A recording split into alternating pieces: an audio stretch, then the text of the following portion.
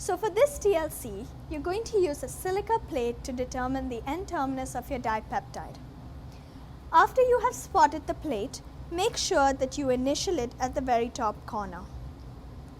Once you have done that, bring it over to the rack and load it in. You now play the waiting game and wait until all your lab mates have finished loading their TLC plates into the rack.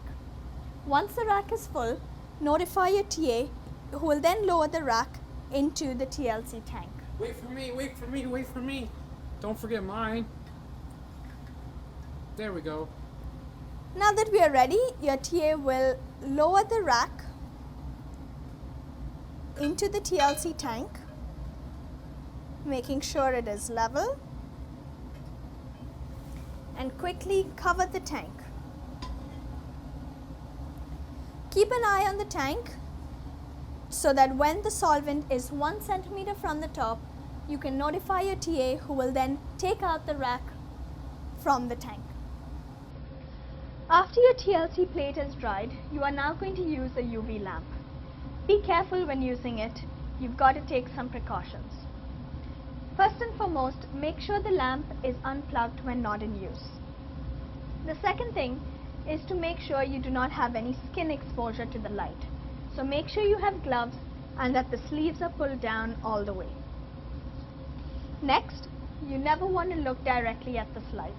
So to check that the light is on, just face it downwards. First check the short wave or the green light. Circle any spots that you see.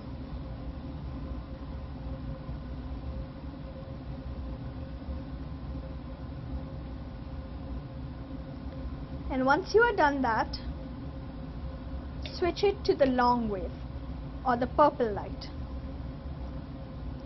If there are any additional spots, make sure to circle those. Once you are done, turn off the light and unplug from the source. With your cellulose plate, the next step is to spray Ninhydrin. This is a sprayer. The sprayer works by pressurized air. This means it has a black tube connected to the air. The most important part here is to turn on the air slowly. The air is the orange color tab. As you turn on the air slowly, you want to make sure that the sprayer is aimed at the paper and not at your plate. Again, remember, you want to make sure that the sprayer is aimed at the paper and not your plate. As you spray, you'll see the paper get wet. Once the paper gets wet, then you can move over to your plate. So let me show you how it's done. First, you want to slowly open up the air, making sure the sprayer again is painted towards the white paper.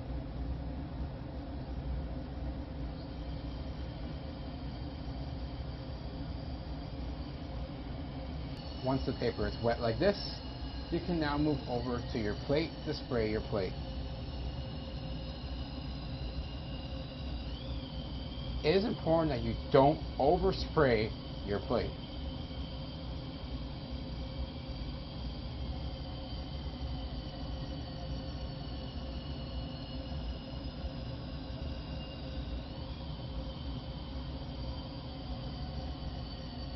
Once you've sprayed your plate enough, turn off the air and leave the sprayer for the next lab mate. Remember guys, safety first. Don't forget your goggles, lab coat, gloves, proper footwear. Common sense might be a good asset too.